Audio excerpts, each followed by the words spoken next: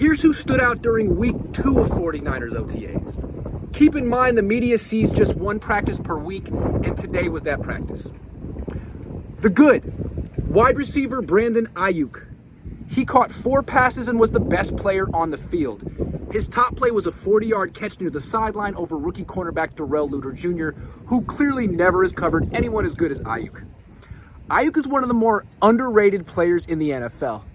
Look for him to produce even better numbers this season than he did last season. Wide receiver Deebo Samuel. He didn't practice, but he found time in his busy schedule to show up, unlike last week, which is nice. Samuel also looks slimmer than last season when he was overweight, which is good news. Running back Jordan Mason. He practiced with the first-string offense in place of Elijah Mitchell. More on him in a minute.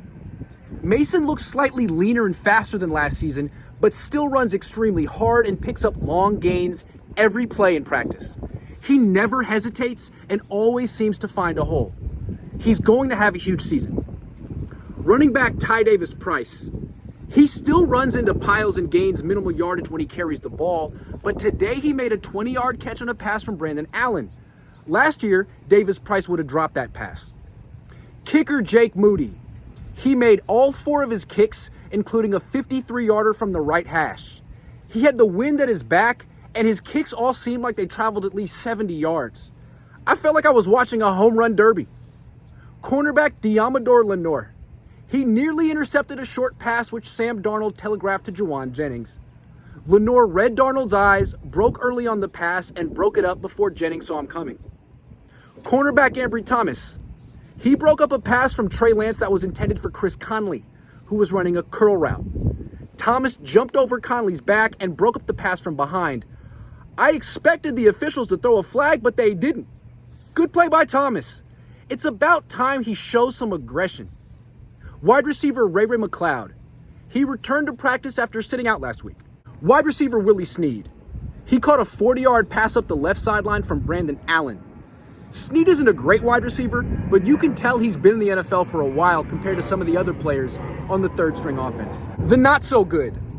Running back Elijah Mitchell. He did not practice after participating last week.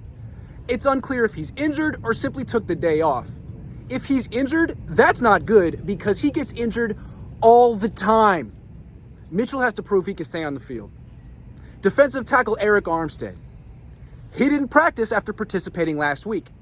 It's unclear if he's injured or simply took the day off. But if he's injured, that's not good because Armstead was injured most of last season and he'll turn 30 in November. Free safety Tashawn Gibson. He did not practice after participating last week. Is his body beginning to go? In August, he'll turn 33, which is old for a defensive back. Center Nick Zakelj. He bounced 2 shotgun snaps to the quarterback. Zakelj played left tackle in college, but the Niners want him to move to center. So far, not so good. Wide receiver Ronnie Bell. He dropped 2 easy passes that hit him in the hands. He got outshined by Willie Snead. Kicker Zane Gonzalez. He missed a 43-yard field goal wide right. He clearly is not as good as Moody. Safety Jair Brown. He apparently has intercepted 3 passes so far in OTAs, but none of those picks occurred when the media was present. Today, he was in center field when Lance completed a deep pass down the sideline to Aiyuk. Head coach Kyle Shanahan. He lost his composure midway through practice and started shouting at the guest of someone in the 49ers front office who was standing too close to the field, apparently. The guest yelled back at Shanahan. For a second, it looked like they were going to fight. Then Shanahan resumed practice. John Lynch walked over to the guest and consoled him for a while. I've never seen an NFL head coach do that before. He lost his focus.